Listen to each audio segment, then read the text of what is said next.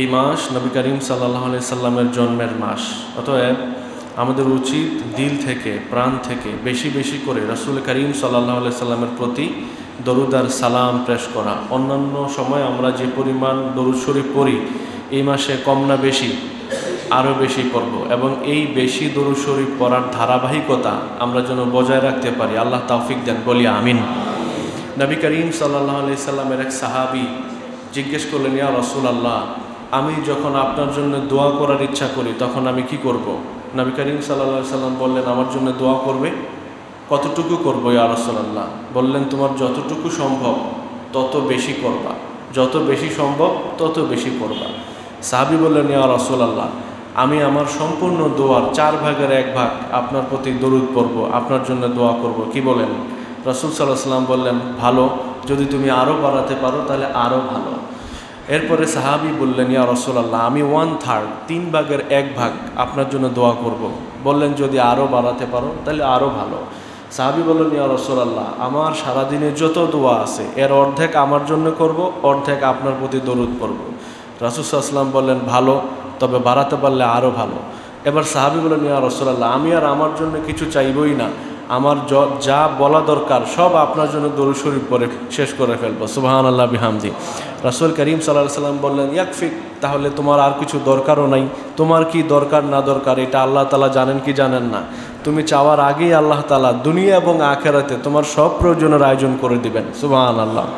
শুধুমাত্র দরুদ শরীফের আমল করার কারণে রাসূল করিম সাল্লাল্লাহু আলাইহি সাল্লাম এটা বললেন যে তোমার জন্য ইয়াকফিক আল্লাহ, আল্লাহ তোমার জন্য যথেষ্ট হয়ে যাবেন। আলহামদুলিল্লাহ। তাছাড়া হাসরের দিন রাসূল করিম সাল্লাল্লাহু আলাইহি সাল্লামের সুপারিশ ছাড়া আমরা কি কেউ জান্নাতে যেতে পারবো? আমাদের আমল, আমাদের তাকওয়া, আমাদের ঈমানের লেভেল, এটা কি এই পরিমাণ পৌঁছেছে যে আমরা পৌঁছে যাব জান্নাতে? নাকি রাসূল করিম সাল্লাল্লাহু আলাইহি সাল্লামের সত্যায়ন লাগবে? তো সত্যায়ন তিনি করবেন কিভাবে যদি আমাদেরকে নাই চিনেন? চিনবেন কিভাবে যদি আমরা দরুদই না পড়ি, যদি তার অনুসরণই না করি? কি বলেন? এই জন্যে আমাদের এই মাস থেকে নতুন করে, নতুনভাবে, নতুন উদ্দীপনায় আবার জাগ্রত হতে হবে যে আমরা রাসূল করিম সাল্লাল্লাহু আলাইহি সাল্লামের জীবন আদর্শ 100 মেনে চলার চেষ্টা করব, প্লাস তার সুন্নাহগুলো মানব, তার প্রতি বেশি বেশি দরুদ পড়ব। পারা যাবে ইনশাআল্লাহ? আল্লাহ তৌফিক দেন, বলি আমিন। গত জুমায় আমরা আলোচনা করেছিলাম রাসূল করিম সাল্লাল্লাহু আলাইহি সাল্লামের প্রতি সাহাবাইকরণ কী পরিমাণ ভালোবাসা প্রদর্শন করেছেন, সাহাবিগণ কী পরিমাণ আবেগ দেখিয়েছেন। আমি সহিহ বুখারী থেকে হাদিস আপনাদেরকে শুনিয়েছি। উরওয়া ইবনে মাসউদ উনি ইসলাম গ্রহণের আগে যখন মদিনার অবস্থা অবলোকন করার জন্য ওনাকে পাঠানো হলো মক্কার কুরাইশদের পক্ষ থেকে, উনি এসে রাসূল করিম সাল্লাল্লাহু আলাইহি সাল্লামের সাহাবীদের অবস্থা থেকে হতবাক হয়ে গেলেন এবং গিয়ে তিনি এমনভাবে বর্ণনা দিলেন মনে হয় যেন কোনো মুসলমান রাসূল সাল্লাল্লাহু আলাইহি সাল্লামের শানে বর্ণনা দিচ্ছেন। সহিহ বুখারীর বর্ণনা বলেছি আপনাদেরকে। উনি এসে দেখলেন রাসূল করিম সাল্লাল্লাহু আলাইহি সাল্লাম যখন থুতু ফেলার ইচ্ছা করেন তখন সাহাবীরা এসে হাত পাতিয়া, রাসূলুল্লাহ আমার হাতে একটু থুতু ফেলেন। সুবহানাল্লাহ বিহামদি। সাহাবায়ে কেরাম রাসূল সাল্লাল্লাহু আলাইহি সাল্লামের থুতু মুবারক সংগ্রহ করার জন্য প্রতিযোগিতায় লিপ্ত হতেন। কেউ যদি একটু থুতু মুবারক পেয়ে যেতেন তার মুখে, গালে, চেহারায়, সারা শরীরে মর্দন করে এর বরকত হাসিল করতেন। সুবহানাল্লাহ বিহামদি। এখন যদি আপনি ফতোয়া দেন এটা কোনো আবেগ হলো যে থুতু নিয়ে গায়ে মাখা? এখানে ভাই আপনার মন মস্তিষ্ক কি বলে এটা চলবে না। হাদিস কিন্তু সহিহ বুখারীর হাদিস। আমি গত জুমায় হাদিস নম্বর বলেছি, প্রয়োজন হলে আমার থেকে নেবেন। রাসূল করিম সাল্লাল্লাহু আলাইহি সাল্লাম অজু করেছেন, অজুর পানিগুলো গড়িয়ে পড়েছে, এগুলো সাহাবায়ে কেরাম সংগ্রহ করতেন, হাতে পায়ে সারা শরীরে মালিশ করতেন। এক সাহাবী এসে অজুর পানি পান নাই, ওনার মন খারাপ হয়ে গিয়েছে, এটাও বুখারীর হাদিস। উনি আরেক ভাইয়ের একটু হাতের যে ভিজা অংশ এটা নিয়ে ওনার চেহারায় মালিশ করলেন যে ভাই রাসূলুল্লাহর বরকত মোবারক হাসিল করলাম। এই পরিমাণ ভালোবাসতেন রাসূল করিম সাল্লাল্লাহু আলাইহি সাল্লামকে। এই সাহাবীরা কি পরিমাণ অনুগত ছিলেন? উরওয়া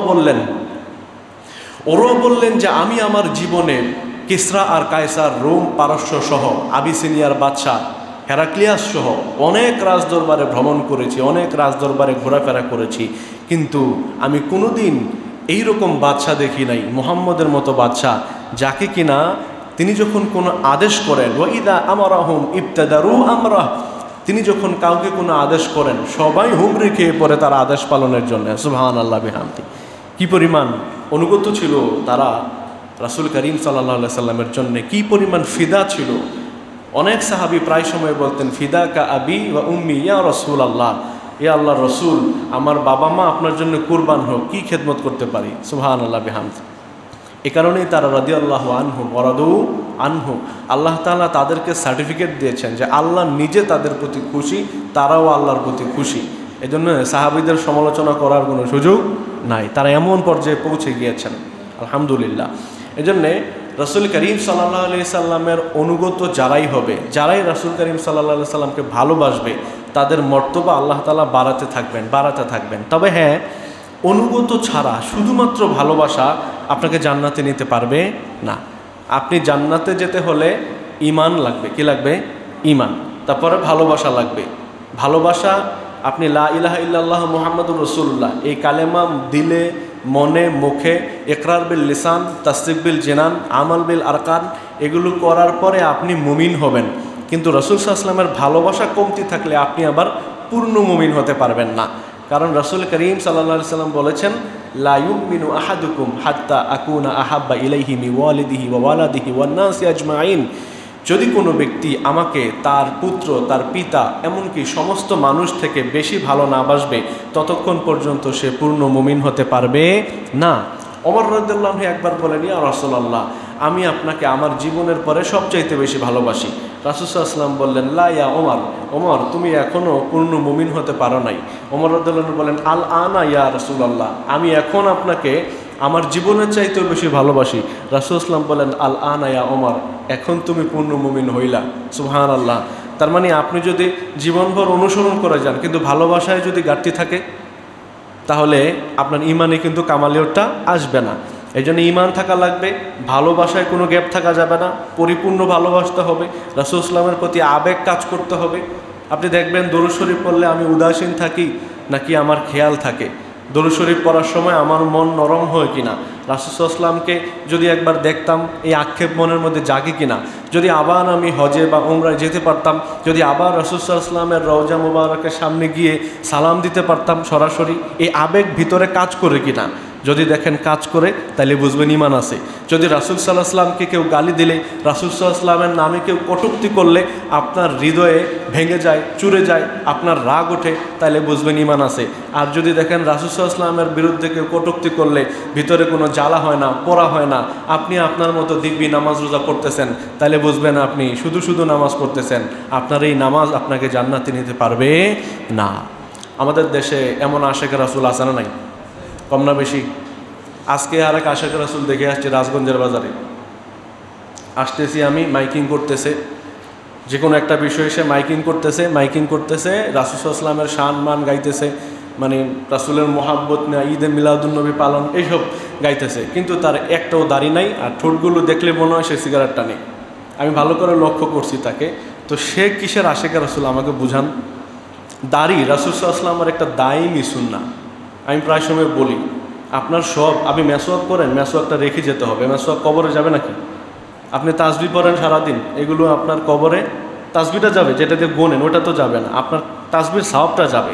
কিন্তু এই দাড়িটা একটা সুন্নাহ, এটা আপনি যেভাবে রাখছেন এভাবে আপনাকে কবরে দাখিল করা হবে। একটা সাইনবোর্ড, আপনি যে মুসলমান, এভাবে লম্বা করে কি কোনো বিধর্মীরা দাড়ি রাখতে পারে? তার স্টাইল, ওইটা স্টাইল বোঝাই যায় আলাদা, তার মধ্যে এরকম টুপি বা লেবাস থাকে না। এই জন্যে এগুলো ইসলামের শিয়ার, ইসলামের নিদর্শন। আপনি দাড়িটা রাখলে আপনি অনেকগুলো গুনাহ থেকে অটোমেটিক বেঁচে যাবেন। আপনি পারবেন না ওই গুনাহগুলো দাড়ি নিয়ে করতে। আপনি যদি ইসলামী লেবাসধারী হন, তাহলে আপনি অনেক গুনাহ করতে পারবেন না। তবে হ্যাঁ, কিছু আছে করে, এগুলো নির্লজ্জ। আপনি যদি আল্লাহ রসুলের মোহাব্বতেই দাড়ি রাখেন, আপনি অনেক কিছুই করতে পারবেন না। আপনাকে এই দাড়ি গুনাহ থেকে ফিরিয়ে রাখবে, এই জন্য দাড়ি রাখতে হবে। রাসূল সাল্লাল্লাহু আলাইহি ওয়াসাল্লামের একটা হাদিস কেউ দেখাতে পারবেন একেবারে দুর্বল, যে দাড়ি কাইটা ফেলো, দাড়ি কামায় ফেলো, হাদিস আছে এরকম? নাকি কাসরুশ শাওয়ারিব ওয়াফুল লুহা, এই মর্মে অনেক হাদিস আছে যে মুছ খাটো করে রাখবে, দাড়িকে ছেড়ে দিবে। রাসূল সাল্লাল্লাহু আলাইহি ওয়াসাল্লামের দাড়ি ছিল বুক ভরা। কীরকম ছিল? বুক ভরা দাড়ি ছিল। এই জন্য আমরা দাড়িকে ছেড়ে দিব যতটুকু যেতে পারে। তবে হ্যাঁ, এত লম্বা না যে নাপাকি লেগে যেতে পারে বা আমি পরিচর্যা করতে পারছি না, ওইটুক না। যেইটুক রাখলে মনে হয় আপনি দাড়ি রাখছেন। দাড়ি এক মুষ্টি বলছেন সাহাবায়ে কেরাম, যে এইটুক যদি হয়। আমাদের অনেকের আবার দাড়ি পেঁচায়, বড় হয় না, বুঝছেন জিনিসটা, টানাটানি করলেও বড় হয় না। তো এটা হবে একটা সময়, কিন্তু কথা হলো আমার ইচ্ছা থাকতে হবে যে আমি পরিপূর্ণ দাড়ি রাখবো আল্লাহ রসুল সাল্লাল্লাহু আলাইহি সাল্লামের মহাব্বতে। এই মহাব্বত এটার সাথে যদি আপনার ঈমান কানেক্টেড থাকে তাহলে হতে পারে এই জন্যও আল্লাহ তাআলা আপনাকে মাফ করে দিতে পারেন। কথা বুঝতেছেন? অনেকে এটা মনে করে যে আবু তালেব তো মোহাব্বত করেছে, সে তো জান্নাতে যেতে পারেনি এই কারণে তার ঈমান ছিল না। কি ছিল না? ঈমান শর্ত। ঈমানের পরে যা থাকবে ওটা যোগ হবে। ঈমান হচ্ছে মোবাইল নাম্বারের মতো। কিসের মতো? Mobile number. মোবাইল নাম্বারে 11টা ডিজিট আছে, একটা ডিজিট যদি গ্যাপ দেন যাকে খুঁজতেছেন তাকে পাবেন। 1 কোটি বার যদি কল করেন পাবেন না কেন? একটাই না ভুল হয়েছে, এত চেষ্টা করলেন, একটা ভুলের কারণে গ্রহণযোগ্য হবে না, তাকে খুঁজে পাবেন না। তো ঈমান হচ্ছে এইরকম, যে পুরো কোরআনটা হচ্ছে এইরকম। আপনি কোরআনের একটা শব্দ যদি অস্বীকার করে ফেলেন শেষ, আপনি কাফের হয়ে যাবেন, কিছুতেই আপনাকে মুসলমান বলা যাবে না। আপনি যদি বলেন কেন বলা যাবে না, আমি কোরআন পুরোটাই মানছি, একটা শব্দ ইনাসাদি মানলাম না, তাহলে আমাকে মুসলমান বলা যাবে না কেন? আমি বললাম 11টা ডিজিটের 10টাই তো আপনি চাপছেন, আরেকটাই না চাপেন নাই, তো ওকে খুঁজে পান না কেন? এই ভুল কি মার্জনীয় নাকি অমার্জনীয়? আপনি পরীক্ষায় 100তে 99 পাওয়ার মতো লিখেছেন, পুরো খাতা ঠিক আছে, শুধু রোল নম্বরে একটা ভুল করছেন, আপনার রেজাল্ট কি আসবে? এটা বলেন তো, এটা এতটুকু একটা ভুল, ছোট্ট একটা ভুল, নয়তো 5 মার্ক কেটে দিক, আমাকে 95 বা 94 দিবে কেউ? তো আকীদা, ঈমান এটা হচ্ছে এইরকম মোবাইল নাম্বারের মতো। এটা হচ্ছে ওই যে খাতায় রেজিস্ট্রেশন কিংবা রোল নাম্বারের মতো, এখানে যদি একটু ঘাবলা থাকে কাজ শেষ। তো আবু তালিব রাসূল সাল্লাল্লাহু আলাইহি ওয়াসাল্লামকে জানের চেয়েও বেশি মহব্বত করত, কিন্তু ঈমানটা ছিল না। যদি ঈমানের সাথে এটা হইতো তাহলে জাহান্নাম তো দূরের কথা, জান্নাতের আলা তবকায় থাকতো। সুবহানাল্লাহ। অনেক সাহাবী আছেন রাসূল সাল্লাল্লাহু আলাইহি ওয়াসাল্লামকে ঈমান আনার পরে মহব্বতের সাথে, মহব্বত ছিল, ঈমান আনছে, তারপরে ইন্তেকাল করছে, মৃত্যুসজ্জা রাসূল সাল্লাল্লাহু আলাইহি ওয়াসাল্লাম গেছেন, ঈমান আনার পরে ইন্তেকাল করছে। ওই সাহাবীও কি ওই সাহাবী হয়ে গিয়েছেন? কি হয়ে গিয়েছেন? এখন আমরা ওনার নামে রাদিয়াল্লাহু আনহু বলি এবং বিশ্বাস করি যে ওনাকে আল্লাহ জান্নাত দিয়েছেন। এ কারণে ঈমান শর্ত। এখন আমাদের এখানে আমরা যারা আছি, আমরা কি ঈমানওয়ালা না ঈমান ছাড়া? বলেন। আপাতত তো ঈমানওয়ালা নাকি বিশ্বাস করেন না রাসূল সাল্লাল্লাহু আলাইহি ওয়াসাল্লাম এবং আল্লাহকে? বিশ্বাস করেন। যদি বিশ্বাস করেন তাহলে ঈমান আছে। এখন যদি আপনার সাথে মহাব্বতটা অ্যাড হয় তাহলে আপনি কি আবু তালেবের মতো হবেন নাকি এটা অনেক ঊর্ধ্বে? মহাব্বতটাকে স্বীকার করতে হবে। মহাব্বত কোরআনেই আছে, মহাব্বত হাদিসেই আছে। লা ইউমিনু আহাদুকুম হাত্তা আকুনা আহাব্বা ইলাইহি। আমাকে মহাব্বত করতে হবে, এটা স্বতন্ত্র একটা ইবাদত। এটা বাড়াবাড়ি ছাড়াছাড়ি দুধও লইয়া আছে। কেউ আছে শুধু মহাব্বত লইয়া, এ মহাব্বত করতে করতে অবস্থা খারাপ, অজু লাগে না, নামাজও লাগে না। এই মহাব্বতের কথা আমি বলছি না। আমি বলছি আপনার ঈমান থাকবে, আপনার মধ্যে আদর্শ থাকবে, প্লাস রাসূল সাল্লাল্লাহু আলাইহি ওয়াসাল্লামের প্রতি আবেগ কাজ করতে হবে। এই আবেগটা ছাড়া আপনার ঈমানে পূর্ণতা আসবেই না। ওমর রাদিয়াল্লাহু আনহু কি ওই দিন, যেদিন রাসূল সাল্লাল্লাহু আলাইহি ওয়াসাল্লাম বলছেন তুমি পূর্ণ মুমিন হও নাই, ওই দিন কি ওমর রাদিয়াল্লাহু আনহু নামাজ পড়েন না এই জন্য বলছে? অন্য কোনো আমল ছেড়ে দিয়েছিলেন এই জন্য বলছে?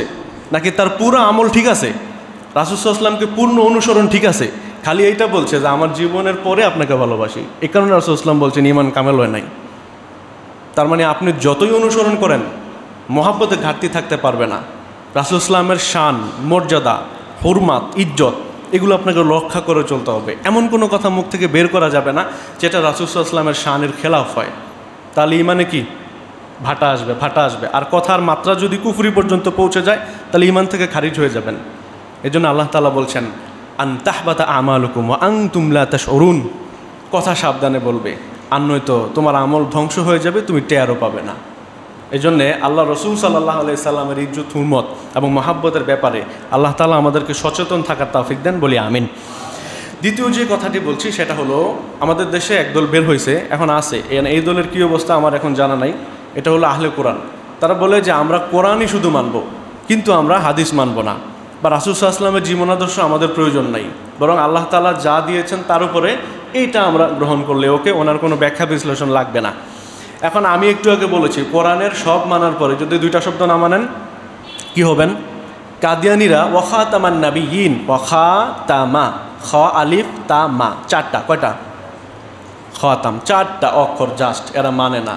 আমাদের দেশের ভারতীয় উপমহাদেশের সমস্ত ওলামায়ে কেরাম মুত্তাফাক আলাই কাদিয়ানীরা কাফের, এই কারণে যে এরা রাসূল সাল্লাল্লাহু আলাইহি ওয়াসাল্লামকে শেষ নবী মানে না, খাতামান নবীন শুধু মানে না, তো সবই কিন্তু মানে কোরআনের। আমি বলছিলাম যে মোবাইল নাম্বারের এক ডিজিট বাদ গেলে যেমন বাদ, রেজিস্ট্রেশনে আপনি একটা যদি কী বললে ডিজিট যদি না লেখেন তাহলে আপনার পরীক্ষার রেজাল্ট আসবে না।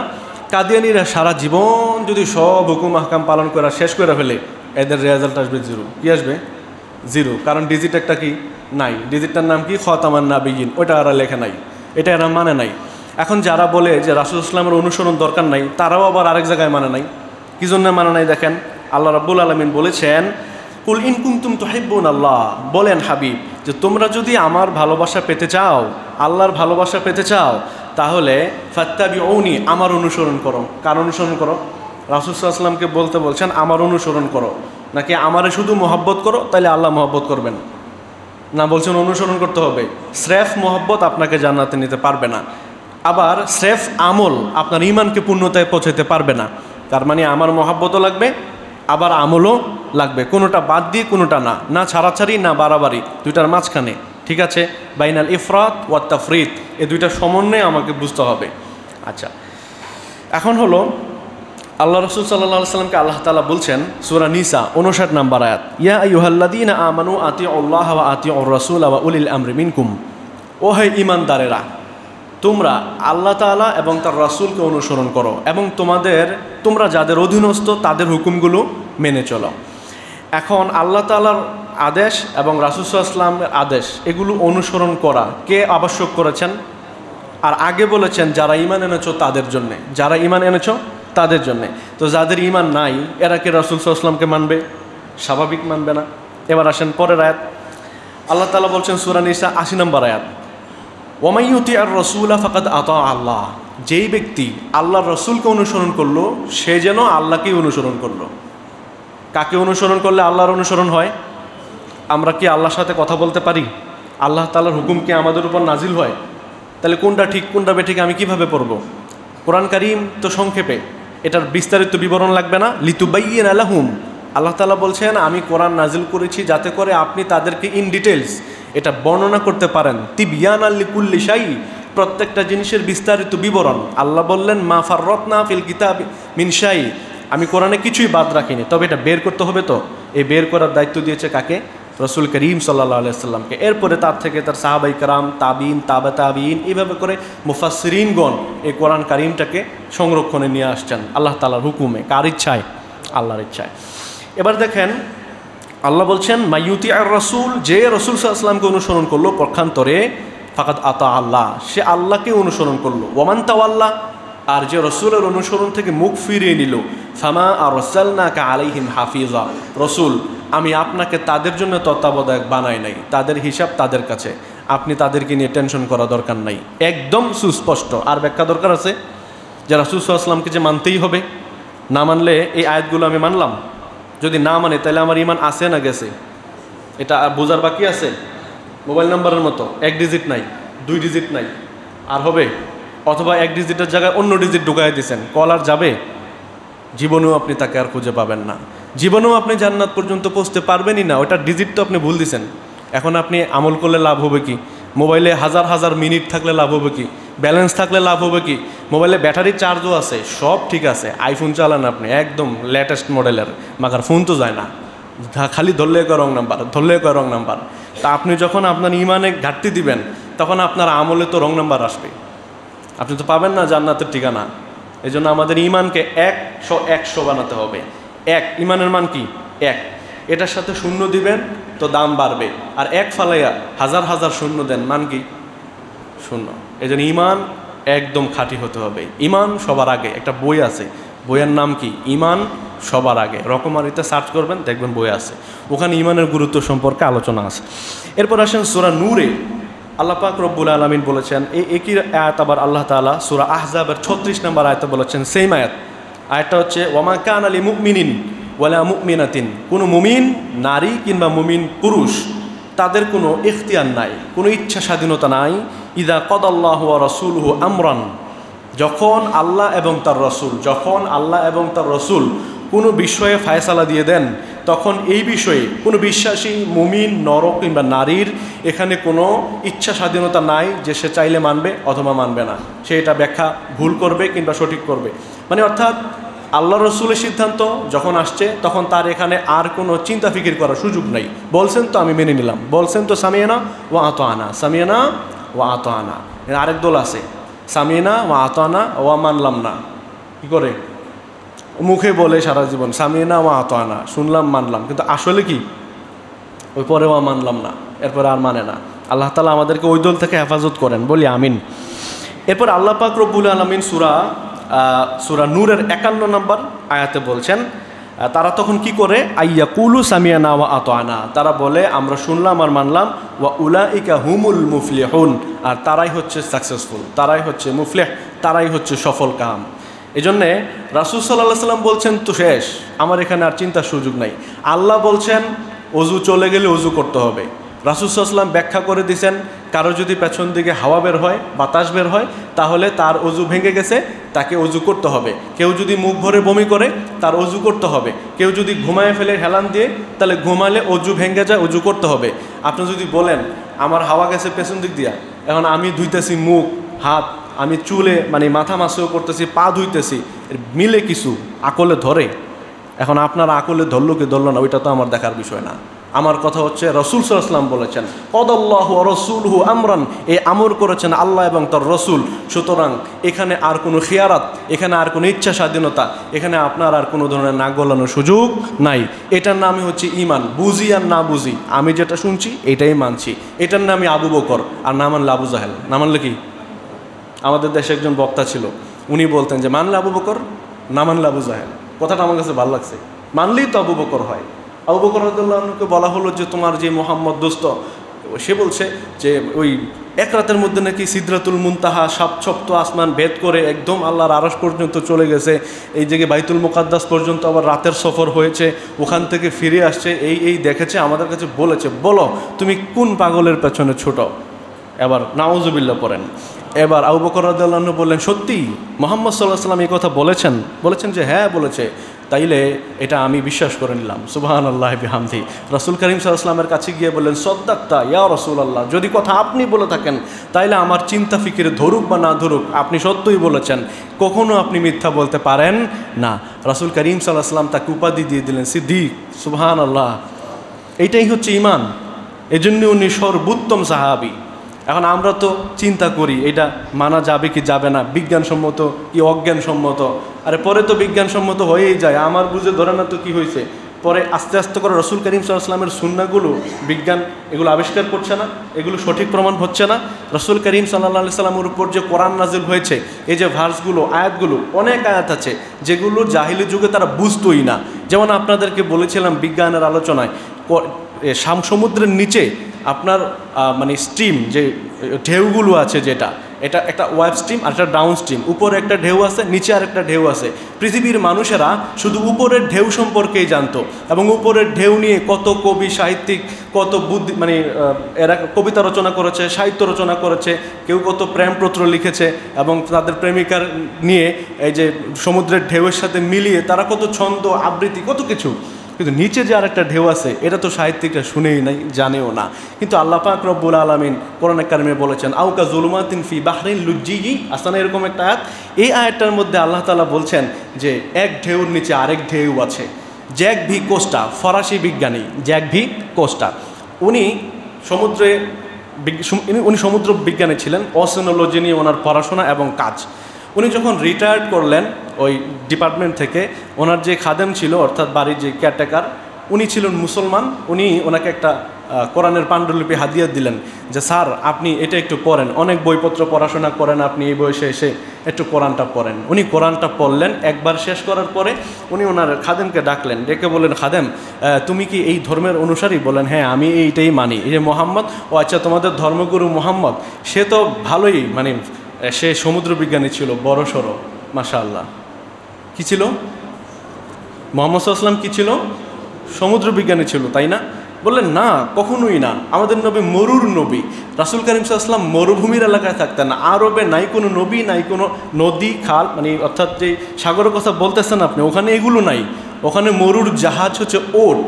মরুর জাহাজ কি আপনার যে ট্রলার্স এগুলো না, যে জাহাজ এগুলো না, ওখানে উট দিয়ে চলাফেরা করে। পানি নাই, পানির জন্য মারামারি করে, জঙ্গল জামাল হয়, জঙ্গল জাসুস হয়। আর আপনি বলতেছেন শুনি সমুদ্রবিজ্ঞানী ছিল। কখনোই না। স্যার কেন বললেন কথাটা? কি বললো? সত্যি বলছো তুমি উনি সমুদ্রবিজ্ঞানী ছিল না? সমুদ্রে তার যাতায়াত ছিল না? যে কখনো উনি নামেনি নাই পানিতে? তা আপনি কি বলেন এগুলো?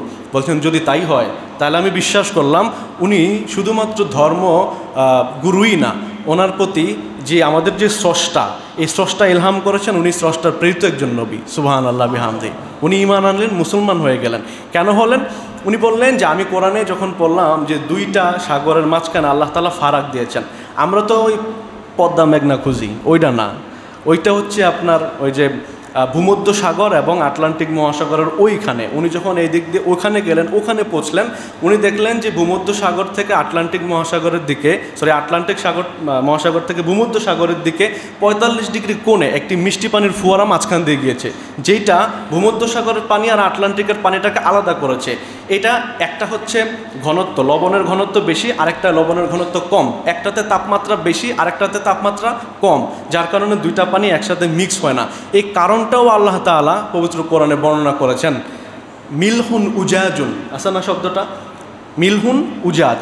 আল্লাহ তাআলা বলছেন আমি কোনো পানিকে লবণাক্ত করে দিয়েছি, আর কোনো পানিকে মিষ্টি বানিয়ে দিয়েছি। এর মাধ্যমে আমি মারাজাল বাহরাইন ইয়ালতাকিয়ান বাইনাহুমা বারজাখ, দুইটা সাগর একদিকেই চলে, মাগার একটার পানি আরেকটার সাথে মিশে না।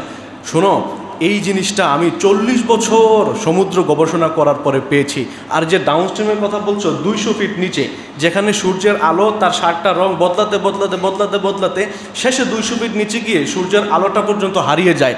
আল্লাহ তাআলা আউকা জুলুমাতিন ফি বাহরিন, আল্লাহ এই জুলুমাত, এই সমুদ্রের নিচে অন্ধকারে যে ডাউনস্ট্রিম রয়েছে, এটার কথা কোরআনে আছে। এটা কিভাবে মুহাম্মদ পেল? সে তো সমুদ্র বিজ্ঞানী না হলে কিভাবে পায়? আল্লাহু আকবার। এভাবে উনি মুসলমান হয়ে গিয়েছেন। সুবহানাল্লাহ বিহামদি। তো রাসূল করিম সাল্লাল্লাহু আলাইহি সাল্লাম নিজে কোনো কথা বলেন না, পুরোটা জানান কে? ওমা ইয়ানতিকু আনিল হাওয়া ইন হুয়া ইল্লা ওয়াহয়ুন ইউহা। আল্লাহ তাআলা বলছেন আমার নবী নিজের থেকে বানিয়ে একটা কথাও বলেন না, যা বলেন পুরোটাই ওহী। যদি ওহী না হতো, যদি আল্লাহ প্রদত্ত না হতো, যদি কোরআনের মধ্যে দুর্লভ তথ্যের সমাহার না থাকতো, তাহলে কবি লাবিদ বিন রাবিয়া, কবি আনতারা বিন সাদ্দাত, কবি ইমরাউল কায়েস, এই ধরনের কবিরা বড় বড় কোরআন বানায় দেখায় দিত। কিন্তু তারা কি একটি সূরা, একটি আয়াত বানাতে পেরেছে?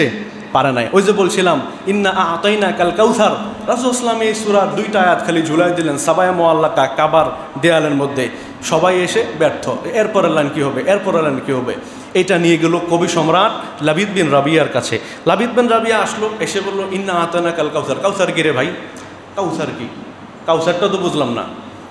তো কাউসারের ব্যাখ্যা এক একজন করতেছে যে কাতির থেকে কাউসার মানে হচ্ছে অনেক কিছু, প্রাচুর্য দান করেছি আপনাকে। কিসের প্রাচুর্য দান করছে বুঝলাম না। আসলে কি প্রাচুর্য বা অনেক কিছু, নাকি এটা একটা পরিভাষা, টার্মিনোলজি, যেটা হচ্ছে হাসুরের দিন রাসূল করিম সাল্লাল্লাহু আলাইহি সাল্লামকে হাউস দেয়া হবে, ওই হাউসটার নাম হচ্ছে হাউজে কাউসার। ওইটা জাহিলি যুগের মূর্খরা কিভাবে পাবে? ওরা কি আখিরাত বিশ্বাস করে? এই জন্য এদের কাছে কোরআনটা জটিল মনে হতো, যে এইটার মধ্যে এমন কিছু আছে যেটা আমরা খুঁজেও পাই না। এটা তো আখিরাতের একটা তথ্য বললাম। দুনিয়ার অনেক কিছু আল্লাহ তাআলা কোরআনে দিয়েছেন যেটা এরা বুঝেই না। আমি মৌমাছির কথা বলেছিলাম, আল্লাহ তাআলা যেই মৌমাছি মধু আহরণ করে, এই মৌমাছিটা হচ্ছে মহিলা মৌমাছি, পুরুষ মৌমাছি না। পুরুষ মৌমাছির কাজ হচ্ছে বাসা পাহারা দেওয়া, আর রানী থাকে, রানীর আদেশে ওরা যায়। আল্লাহ তাআলা পবিত্র কোরআনে যেই শব্দ ব্যবহার করেছেন, ফাসলুকি সুবুলা রাব্বিকি যুলুলা, ফাসলুকি তুমি চলো, তোমার রব যেই রাস্তা দেখিয়েছেন। মৌমাছি যেই রাস্তায় মধু আহরণ করতে যায় ফুলের কাছে, ফুল থেকে ব্যাক করার সময় ঠিক সেম রাস্তায়, একদম 100তে এদিক সেদিক হবে না, কম্পাস দিয়ে মাপলে কারেক্ট পাবেন। বিমান যেভাবে তার রানওয়ে একদম কনফার্ম করে ঠিক এই পথেই যাবে, ঠিক মৌমাছিটাও এই পথেই আবার তার বাসায় ফিরে যায়। কোনো ধরনের উল্টাপাল্টা করার সুযোগ থাকে না। এই যে মধুটা আনছে, এটাকে ময়লা করার কোনো সুযোগ নাই। যদি কোনো গন্ধ ফুল নোংরা ফুলের উপর বসে, এইখানে যাওয়ার পরে এদের আবার গোয়েন্দা আছে, শুধু উড়ে, এদের কাজ শুধু উড়া। এইগুলো সব আল্লাহ তাআলা কোরআনে সূরা নাহলের মধ্যে বিবরণ দিয়েছেন। নাহল অর্থই মৌমাছি। সুবহানাল্লাহ বিহামদি। এগুলো যখন পড়বে, কোরআনটাকে যে পড়বে, যদি সে রাষ্ট্রবিজ্ঞানী হয়, তার কাছে মনে হবে পুরো কোরআন তো রাষ্ট্র নিয়েই বলা আছে, রাষ্ট্র কীভাবে সাজাতে হবে। তার কাছে মনে হবে কোরআন একটা রাষ্ট্রবিজ্ঞানের বই। কেউ যদি ওশানোলজি পড়ে সমুদ্রবিজ্ঞানী, তার কাছে মনে হবে ওই স্যার যে বলছে মোহাম্মদ সমুদ্রবিজ্ঞানী ছিল নাকি। কেউ যদি কোরআন, কোনো সাহিত্যিক যদি কোরআনকে গবেষণা করতে আসে, তার কাছে মনে হবে কোরআনটা মনে হয় সাহিত্যে ভরা, এত শব্দের সুন্দর গাঁথুনি, এত সুন্দর শব্দচয়ন, এত সুন্দর বাক্যের বিন্যাস, এত সুন্দর লয় তাল ঢং, সব কিছু কোরআন আল্লাহ তাআলা সাজিয়েছেন সুন্দর করে। আর রহমান আল্লামাল কোরআন খলাকাল ইনসান আল্লামাহুল বায়ান, সব মিল আছে। আমাদের মধ্যে ছন্দের গদ্য যে মানে পদ্য যেটা আছে, একটা হচ্ছে ছন্দ ছন্দে মিলাবে, আরেকটা হচ্ছে গদ্য ছন্দ আছে না, গদ্য ছন্দের কবিতা আছে না, মৃত্যাক্ষর ছন্দ, অমৃত্যাক্ষর ছন্দ, অক্ষরবৃত্ত ছন্দ, গদ্য ছন্দ, এ ধরনের ছন্দ কোরআনের সবগুলোই আছে। আল্লাহু আকবার। তো যদি সাহিত্যিক পড়ে তার কাছে মনে হবে এটা একটা সাহিত্যের বই।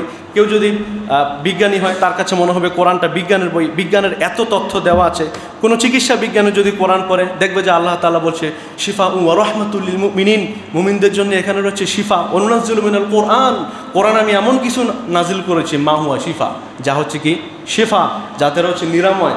এগুলো রিসার্চ করলে প্রত্যেকের কাছে মনে হবে এটা মনে হয় আমার জন্যই লেখছে, এটা মনে হয় আমার জন্য লেখছে। এই জন্য আল্লাহ পাক রব্বুল আলামিন বলেন ওয়ামা আরসালনাকা ইল্লা কাফাতাল লিন্নাসি বাশীরাও ওয়া নাযীরা। হাবিব, আমি শুআয়ব আলাইহিস সালামকে মাদায়েনে পাঠিয়েছিলাম, মুসা আলাইহিস সালামকে ফারাও রাজ্যে পাঠিয়েছিলাম, এইভাবে করে এক এক নবীকে এক এক জায়গায় পাঠিয়েছিলাম, কিন্তু আপনাকে পাঠিয়েছি কাফাতাল লিন্নাস, সমগ্র বিশ্ববাসীর জন্য, বাশীরাও ওয়া নাযীরা, আপনি তাদেরকে জান্নাতের দিকে সুসংবাদ দিবেন আর জাহান্নাম থেকে ভয় প্রদর্শন করবেন। তাহলে আমাদের নবী পুরো জাহানের জন্য নবী। এবং মুফাসসিরগণ বলেছেন কানা, ওই যে আছে না লাকাদ কানা লাকুম ফি রাসূলিল্লাহি উসওয়াতুন হাসানা, এই কানার ব্যাখ্যায় মুফাসসিররা দুইটা বলেছেন। একটা বলেছেন কানা, এটা কানা লাকুম ফি রাসূলিল্লাহি উসওয়াতুন হাসানা, এটা শুধুমাত্র মানুষের জন্যই না, এবং জীব এবং জ্বর সবার জন্যে, সবার জন্য রাসূল কারীম সাল্লাল্লাহু আলাইহি ওয়াসাল্লাম আদর্শ, এবং সবার জন্য রাসূল ইসলাম নবী হয়ে নবী করে পাঠিয়েছেন।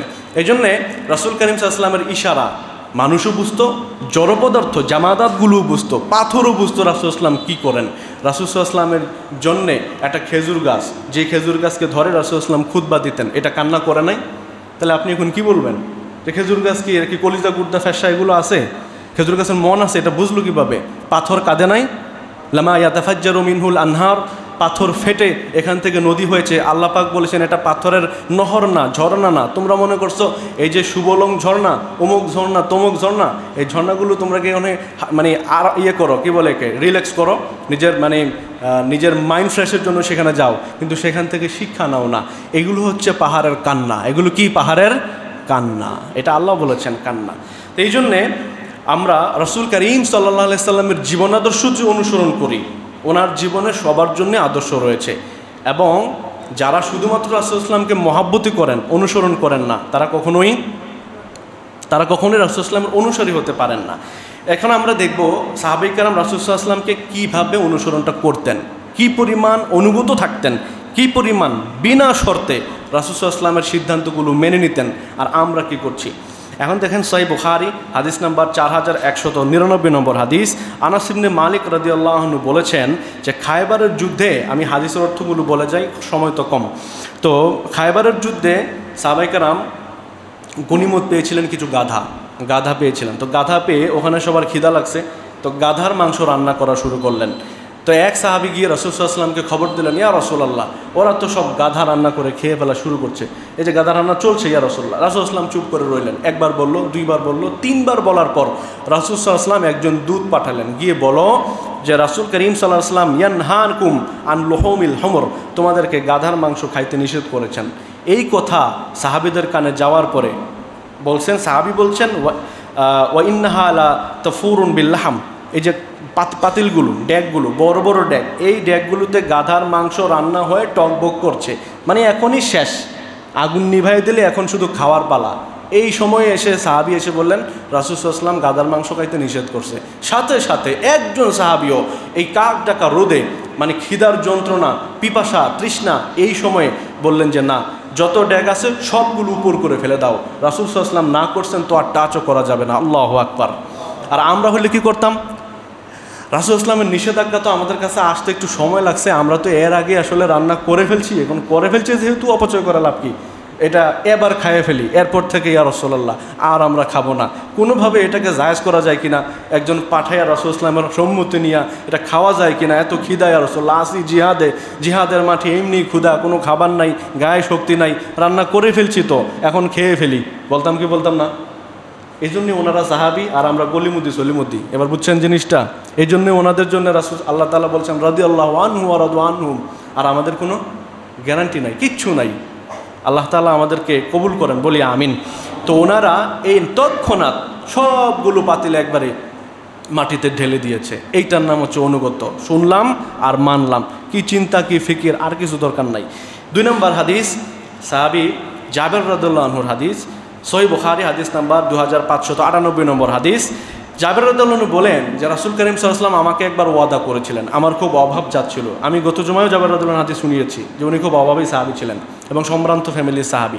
ওনার বাবা মারা যাওয়ার পরে উনি অভাবী হয়ে যান। তো রাসূল সাল্লাল্লাহু আলাইহি ওয়াসাল্লাম বললেন, জাবের, বাহরাইন থেকে যখন ত্রাণ আসবে, ওই সময় ত্রাণ আসতো, হাদিয়া আসতো রাসূল সাল্লাল্লাহু আলাইহি ওয়াসাল্লামের কাছে, তো যখন আসবে আমি তোমাকে এইভাবে দিব। এরকম করে দেখালেন, 2 হাত 2 দিকে ছড়িয়ে 3 বার দেখালেন, তোমাকে আমি এইভাবে দিব, এইভাবে। তো এই যে দেখালেন, জাবের রাদিয়াল্লাহু আনহু খুশি হলেন, ঠিক আছে দিবে। তো ত্রাণ আর আসলো না। এরপরে রাসূল করিম সাল্লাল্লাহু আলাইহি সাল্লাম দুনিয়া থেকে বিদায় হয়ে গেলেন, ইন্তেকাল করলেন। খলিফা হলো আবু বকর রাদিয়াল্লাহু আনহু। ওই সময়ে আবু বকর রাদিয়াল্লাহু আনহু খেলাফতের সময় ওই ত্রাণ আসছে। এবার আবু বকর রাদিয়াল্লাহু আনহু দাঁড়ালেন, দাঁড়িয়ে একজনকে বললেন, তুমি ডাকো, নাদা ইউনাদি মুনাদ। একজন ডাকলেন, বললেন যে রাসূল করিম সাল্লাল্লাহু আলাইহি ওয়াসাল্লামের জীবদ্দশায় যদি তার কাছে কেউ ঋণ পাবে, এরকম হও ঋণ যদি কেউ পাও, অথবা রাসূল সাল্লাল্লাহু আলাইহি ওয়াসাল্লাম যদি কারোর সাথে ওয়াদা করে থাকে কোনো মালের, তাহলে আমার সাথে দেখা করো, আমি তাকে পূর্ণ করে দিব। জাবের রাদিয়াল্লাহু আনহুর কোনো সাক্ষী টাক্ষী কিন্তু কিছু নাই। উনি বললেন, আমির আল মুমিনিন, রাসূল করিম সাল্লাল্লাহু আলাইহি ওয়াসাল্লামের জীবদ্দশায় আমার সাথে উনি বলেছিলেন বাহরাইনের ত্রাণটা আসলে পরে আমাকে তিনি এইভাবে দিবেন, এভাবে 3 বার দেখিয়েছেন। আবু বকর রাদিয়াল্লাহু আনহু বললেন, যাও তুমি এইভাবে নিয়ে যাও, সালাসান, 3 বার জাবের রাদিয়াল্লাহু আনহু এইভাবে করে উনি এখান থেকে ত্রাণ নিয়ে গেলেন। আবু বকর রাদিয়াল্লাহু আনহু ছিলেন এইরকম, কবে বলে গেছেন রাসূল সাল্লাল্লাহু আলাইহি ওয়াসাল্লাম, সত্য কি মিথ্যা জানি না।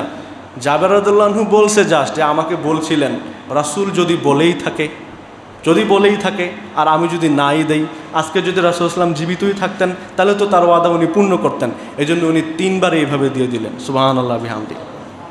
এই জন্য রাসূল সাল্লাল্লাহু আলাইহি ওয়াসাল্লাম বলছেন তো বলছেন, এইটার নাম হচ্ছে মহাব্বত, এইটার নাম হচ্ছে ইতাআত। এখানে আর বুদ্ধি শুদ্ধির দরকার নাই, বুদ্ধি এটা আল্লাহ দেখবেন। নবী করিম সাল্লাল্লাহু আলাইহি ওয়াসাল্লামের আরেকটা হাদিস বলি, সহিহ বুখারী 370 নম্বর হাদিস। এবার ফাতিমা রাদিয়াল্লাহু আনহা, উনি জাতা পিষতেন উনি। তো এখন এটা খুব কষ্ট হয়, এই যে গরু দিয়ে ঘুরায় যে দেখছেন আপনারা, ওই যে তেল যে নেয়, তেল বের করে, যে সরিষার তেল বের করে সরিষাতে এখানে পিষে জাতা করে, তো এগুলো নিজে যদি ঘুরায় তাহলে কষ্ট অনেক না। মহিলা মানুষ উনি খুব কষ্ট পান। তো একবার আলী রাদিয়াল্লাহু আনহু বললেন, আলী, যে আমার তো এটা কষ্ট হয় খুব। তো আলী রাদিয়াল্লাহু আনহু যতটুকু পারেন হেল্প করেন, কিন্তু এরপরেও তো কষ্ট যায় না। তো একবার শুনছেন রাসূল সাল্লাল্লাহু আলাইহি ওয়াসাল্লামের কাছে গোলাম আসছেন, যুদ্ধ থেকে গোলাম আসে না, তো গোলাম আসে। তো এবার ফাতিমা রাদিয়াল্লাহু আনহা রাসূল সাল্লাল্লাহু আলাইহি ওয়াসাল্লামের কাছে গেলেন, গিয়ে ওনাকে পান নাই। আয়েশা রাদিয়াল্লাহু আনহাকে বলে আসলেন, মা, আমার খুব কষ্ট হয়, আমাকে যদি একটা গোলাম রাসূল সাল্লাল্লাহু আলাইহি ওয়াসাল্লাম আমাকে গিফট করেন আমার জন্য ভালো হয়। তো রাসূল সাল্লাল্লাহু আলাইহি ওয়াসাল্লাম বাসায় আসার পরে আয়েশা রাদিয়াল্লাহু আনহা বললেন, আপনার মেয়ে ফাতেমা আসছিল, এটা বুখারীর হাদিস 370, আপনার মেয়ে আসছিল, একজন গোলাম চাইছে, একজন খাদেম চাইছে আপনার কাছে। তো রাসূল সাল্লাল্লাহু আলাইহি ওয়াসাল্লাম তখন তৎক্ষণাৎ ঘর থেকে বের হলেন, ফাতেমা রাদিয়াল্লাহু আনহার বাড়িতে গেলেন। গিয়ে যখন তিনি বাড়িতে গেলেন, আলী রাদিয়াল্লাহু আনহু বলেন, আমরা শুয়ে পড়ছি রাতের বেলায়, ঘুমায় যাব, এই অবস্থা রাসূল সাল্লাল্লাহু আলাইহি ওয়াসাল্লাম আসলেন। আসার সাথে সাথে আমি দাঁড়ানোর ইচ্ছা করলাম। রাসূল সাল্লাল্লাহু আলাইহি ওয়াসাল্লাম বললেন, তোমরা যেভাবে শুয়ে আছো ওভাবেই শুয়ে থাকো, আমি একটি কথা বলবো জাস্ট। তো রাসূল সাল্লাল্লাহু আলাইহি ওয়াসাল্লাম আসলেন, এসে তিনি এমনভাবে বসলেন, রাসূলুল্লাহর পা মোবারক আলী রাদিয়াল্লাহু আনহুর বুকের মধ্যে লেগে আছে, এভাবেই বর্ণনাটা এসছে। তখন আলী রাদিয়াল্লাহু আনহু বললেন, আমি রাসূল সাল্লাল্লাহু আলাইহি ওয়াসাল্লামের পায়ের শীতলতা আমার বুকের মধ্যে অনুভব করলাম, এই মহব্বত। সুবহানাল্লাহ। তো এরপরে রাসূল সাল্লাল্লাহু আলাইহি ওয়াসাল্লাম বললেন, আলী, ফাতেমা আমার কাছে এক খাদেম চেয়েছে, এখন আমি কি তোমাকে এর চাইতে উত্তম কিছু বলে দিব না, যেটা খাদেম নেওয়ার চাইতে উত্তম? বলেন, ইয়া রাসূলুল্লাহ, অবশ্যই বলেন। তিনি বললেন, তুমি যখন ঘুমাতে যাবে তখন তুমি 34 বার আল্লাহু আকবার, 33 বার আলহামদুলিল্লাহ, 33 বার সুবহানাল্লাহ পড়বে। আখিরাতে বুঝবা এটা খাদেম নেওয়ার চাইতে অনেক বড় ফজিলতপূর্ণ আমল ছিল। সুবহানাল্লাহ বিহামদি। কয়বার? 34 বার আল্লাহু আকবার, 33 বার সুবহানাল্লাহ, 33 বার আলহামদুলিল্লাহ। এবার আলী রাদিয়াল্লাহু আনহু বলেন, এরপর আরেক হাদিস বুখারী 5352 নম্বর হাদিসে আলী রাদিয়াল্লাহু আনহুকে উনি বললেন যে ফামা তারাকতুহা বাদ, এরপরে কোনোদিন আমি এই আমলটা আর ছাড়ি নাই, আর খাদেমও কোনো দিন আর চাই নাই।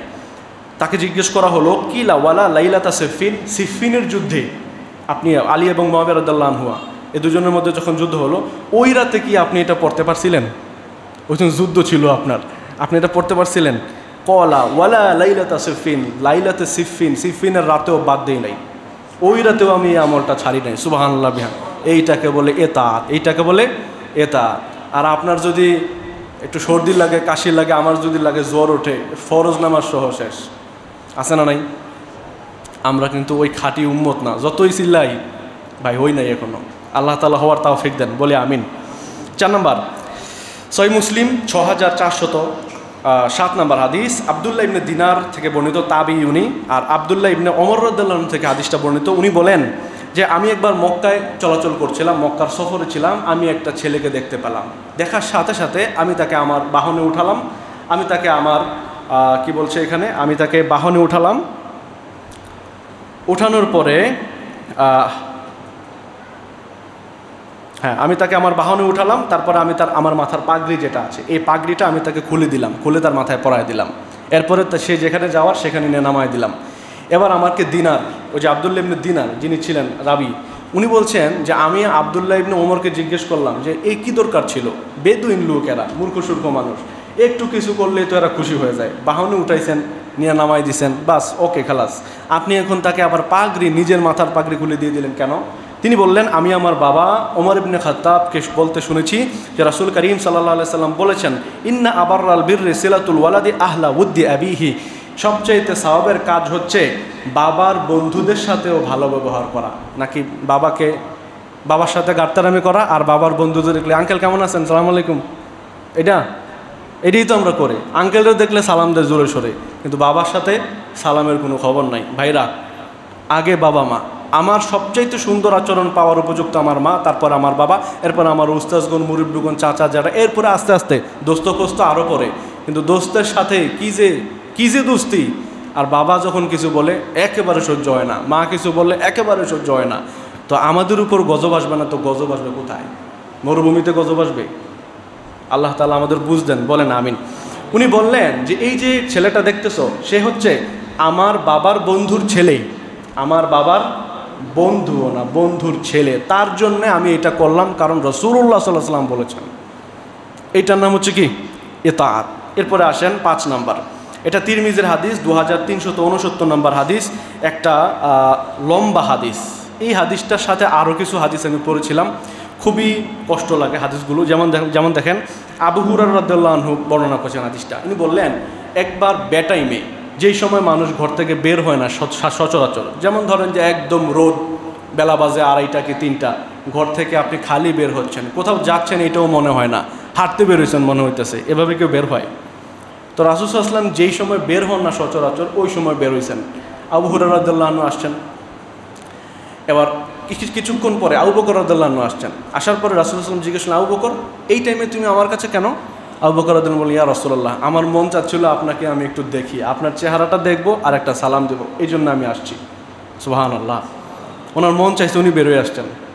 এরপর ওমর ইবনে খাত্তাব রাদিয়াল্লাহু আনহু বেরোয় আসলেন, এসে একত্রিত হলেন। বললেন ঘটনা কি? আজকে কোনো সময় তো আমি বের হই না, কিন্তু আজকে আমি বের হলাম মাত্র, তোমরা একের পর এক। ওমর বলো কী জন্য আসছো?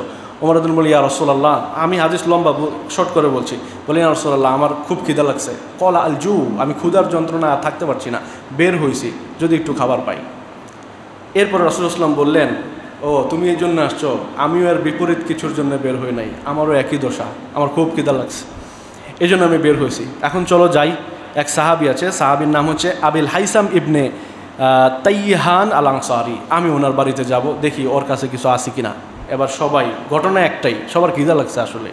আবু হুরায়রা রাদিয়াল্লাহু আনহুর হাদিস আমি পরে, ওই দিন আমার কান্না চলে আসছে, বুখারীর হাদিস।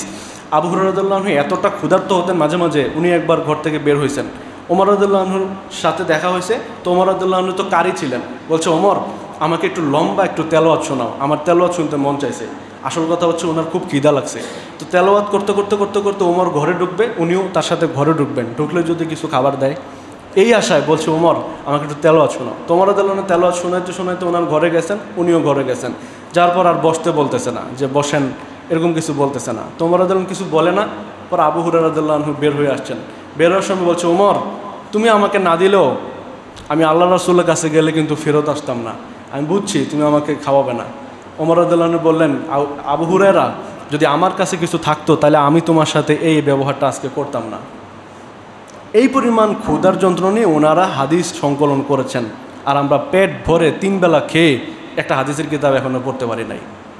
এইটা হলাম আমরা এখনও একটা সিরাত, আমি যদি এখন জিজ্ঞেস করি কে কে রাসূল সাল্লাল্লাহু আলাইহি ওয়াসাল্লামের একটা জীবনী পড়েছেন, কে কে একটা হাদিসের কিতাব পড়েছেন, কে কে আছেন যে পুরো কোরআনটা একবার অর্থসহ কমপ্লিট করেছেন? অনেকেই পারবো না। এই জন্য একটু চিন্তা করেন যে আমরা কি আসলেই আশিক রাসূল কিনা, আসলেই আমরা নববী সুন্নাত অনুসরণ করি কিনা, কোত্থেকে করি। এরপর আসেন এই হাদিসে পরে রাসূল সাল্লাল্লাহু আলাইহি ওয়াসাল্লাম ওখানে গেলেন, ওনার খেজুরের বাগান ছিল, ওনার বকরি ছিল, ওখান থেকে খাওয়া দাওয়া করলেন। তো বললেন যে, লম্বা হাদিসটা শেষ করি, বললেন যে তোমার কোনো গোলাম আছে? বললেন যে আমার গোলাম নাই। বলছে আমার কাছে গোলাম আসলে তোমাকে আমি একটা গোলাম হাদিয়া দিব। তো রাসূল সাল্লাল্লাহু আলাইহি ওয়াসাল্লাম হাদিয়া দিলেন তাকে গোলাম, বললেন তুমি কোনটা বেছে নিবার নাও। বললেন ইয়া রাসূলুল্লাহ, আমি কিভাবে বাছাই করব, আপনি যেটা আমাকে দিবেন আমি ওটাই নিব। রাসূল সাল্লাল্লাহু আলাইহি ওয়াসাল্লাম বললেন খুযহা, তাকে তুমি নাও, তবে তার সাথে সুন্দর ব্যবহার করো, কারণ আমি তাকে নামাজ আদায় করতে দেখেছি, তার সাথে সুন্দর ব্যবহার করবা। এবার উনি নিয়ে গেছেন, ওনার ওয়াইফের কাছে গিয়ে বলেন রাসূল সাল্লাল্লাহু আলাইহি ওয়াসাল্লাম বলছে তার সাথে সুন্দর ব্যবহার করতে হবে। রাসূল সাল্লাল্লাহু আলাইহি ওয়াসাল্লাম তাকে নিজে পছন্দ করে দিচ্ছেন, তাকে আজাদ করে দাও। আরে কি বললা এটা তুমি? রাসূল সাল্লাল্লাহু আলাইহি ওয়াসাল্লাম আমাকে খুশি হয়ে গোলামটা দিয়েছে, তুমি বলো আজাদ করে দিতে। বুঝেন নাই কথাটা? রাসূল সাল্লাল্লাহু আলাইহি ওয়াসাল্লাম কী বলছেন? তার সাথে সুন্দর ব্যবহার করতে। গোলামের সাথে সবসময় সুন্দর ব্যবহার করা যায় না, মাঝে মাঝে উল্টাপাল্টা হয়ে যাবে। এই জন্য সবচেয়ে ভালো রাসূল সাল্লাল্লাহু আলাইহি ওয়াসাল্লামের কথার ইঙ্গিতটা এটাই যে তাকে আজাদ করে দিতে হবে। সুতরাং আজাদ করে দিলেই রাসূলুল্লাহর কথার পুরোপুরি অনুসরণ করা হবে, পুরোপুরি মানা হবে। তখন তিনি বললেন ফাহুয়া আতিক, যাও তাকে আমি আজাদ করে দিলাম। এই হচ্ছে তার, এই হচ্ছে রাসূল সাল্লাল্লাহু আলাইহি ওয়াসাল্লামের আদেশের পালন। এরপর আসেন, সময় তো নাই, আচ্ছা আমি শেষ করে ফেলি একেবারেই। 6 নম্বর, ইহুদি একজন মুসলমান, ওনার নাম হচ্ছে আব্দুল্লাহ ইবনে আমর, উনিও সাহাবী। উনি একবার বকরি রান্না করলেন ঘরে। রান্না করার পর ওয়াইফকে বললেন, এই আমাদের পাশে যে একটা ইয়াহুদি আছে, প্রতিবেশী ইয়াহুদি, তাকে কি এই খাসির মাংস দেওয়া হয়েছে? ইহুদিরা আমি খাসির মাংস দিব কেন? বলে যে না, দিতে হবে, কারণ আমি রাসূল সাল্লাল্লাহু আলাইহি ওয়াসাল্লামকে বলতে শুনেছি, মা জালা জিবরাইল ইউসিনি বিল জার হাত্তা জানান্তু আন্নাহু সাইওয়ারিসুহু। রাসূল সাল্লাল্লাহু আলাইহি ওয়াসাল্লামকে আমি বলতে শুনছি, উনি বলছেন জিবরাইল আমাকে প্রতিবেশীর হকের ব্যাপারে এত বেশি আদেশ করছিল, এত বেশি ঘন ঘন আমার কাছে আসছিল, আর প্রতিবেশীর হকের ব্যাপারে বলছিল, আমার মনে হয়েছিল না জানি জিবরাইল বলে যে প্রতিবেশী আমার সম্পদের ওয়ারিশ হয়ে যাবে, মানে প্রতিবেশীকে আমার সম্পদের ওয়ারিশ বানায় দেয় কিনা, আমি এই আশঙ্কায় ছিলাম, এত বেশি হক প্রতিবেশীর। সুতরাং তাকেও দিয়ে আসো, এইটা হচ্ছে এতাআত। রাসূল সাল্লাল্লাহু আলাইহি ওয়াসাল্লাম যখন যুদ্ধের কথা বলতেন, সাথে সাথে সাহাবীরা প্রস্তুত হয়ে যেত। রাসূল সাল্লাল্লাহু আলাইহি ওয়াসাল্লাম একবার স্বর্ণের আংটি পরছিলেন, সাহাবীরাও স্বর্ণের আংটি বানালেন রাসূল সাল্লাল্লাহু আলাইহি ওয়াসাল্লামের হাতে দেখে। তারপর রাসূল সাল্লাল্লাহু আলাইহি ওয়াসাল্লাম একদিন আংটিটা খুলে ছুঁড়ে ফেলে দিলেন, বলেন আল্লাহি, আমি আর কোনোদিন এই স্বর্ণের আংটি পরবো না। সাহাবীরাও জিজ্ঞেস করেন না কিছু, বা সবারটা খুলে ফেলে দিলেন। কি বুঝলেন? কোনো কথা নাই, শুধু কাজ চলছে, শুধু কাজ। রাসূল যা করেন আমরা তা করি, রাসূল করেন নাই তো আমরাও করলাম না। এইভাবে হচ্ছে এতাআত। রাসূল সাল্লাল্লাহু আলাইহি ওয়াসাল্লাম আহজাবের যুদ্ধ থেকে ফেরার পরে সাহাবীদেরকে বলেন, যাও এখন যুদ্ধের যেই মানে তোমাদের যেই অস্ত্রশস্ত্র, তোমাদের যে বর্ম, এগুলো খুলতে পারবা না, আসরের নামাজ গিয়ে বনু কুরাইজা পড়বা, হাদিস শুনাইছি, আপনারা কিছু করা লাগবে না। এখান থেকে সকালে বের হবেন 8টার দিকে, এই যে বিশ্ব রোড দিয়ে এদিক থেকে যে আলেকার চোর দিয়ে শাসন কাছের দিয়ে মিছিল করে আসবেন, শুধু আর কিছু না। কি এটা মিছিল, মারামারি কাটাকাটি না, মিছিল করে আসবেন, গলাটা শুকায় যাবে, খিদা লাগবে, শরীর ক্লান্ত। এরপরে বলবে যে এবার একটা কাজ করেন, ওই টিক্কার চর আছে না, ওই যে ব্রিজটা আছে, বড় ব্রিজটা, ওদিক দিয়ে গিয়ে আরেকটা মিছিল করে আসেন, যান। অনেকে বলবে যে আর না, শরীরটা খুব ক্লান্ত, আজকে আর না, থাক আরেকদিন। এত ঘন ঘন মিছিল করলে পরে শরীরে শক্তি থাকবে না, নানান কথা বলবেন। কিন্তু সাহাবায়ে কেরাম তা না, যে যেভাবে পারছে, রাসূল সাল্লাল্লাহু আলাইহি ওয়াসাল্লাম আদেশ করেছেন তো যেতেই হবে, ওখানে যুদ্ধ করেই এরপরে ফিরছেন। সুবহানাল্লাহ, এই হচ্ছে এতাআত। এভাবে শুধু আশিক রাসূল মাশাকে আল্লাহি এভাবে না, ঢোল পিটে না, গাঁজা খেয়ে বিড়ি টেনে, এটার নাম না। আমাদেরকে বুঝতে হবে অনুসরণ কাকে বলে। এই অনুসরণ করতে হবে দিলে মোহাব্বত রেখে। আল্লাহ আমাদেরকে সহি বুঝ দান করেন, বলি আমিন। আমরা গত জুমায় এবং আজকের জুমায় শুনলাম রাসূল সাল্লাল্লাহু আলাইহি ওয়াসাল্লামকে মহব্বতের ধরনটা কেমন হবে এবং অনুসরণের ধরনটা কেমন হবে। আল্লাহ দুটা আমাদের জন্য কবুল করেন। ওয়া আখিরু দাওয়ানা আলহামদুলিল্লাহি রাব্বিল আলামিন। আসসালামু আলাইকুম ওয়া রাহমাতুল্লাহ। সুবহানাকা।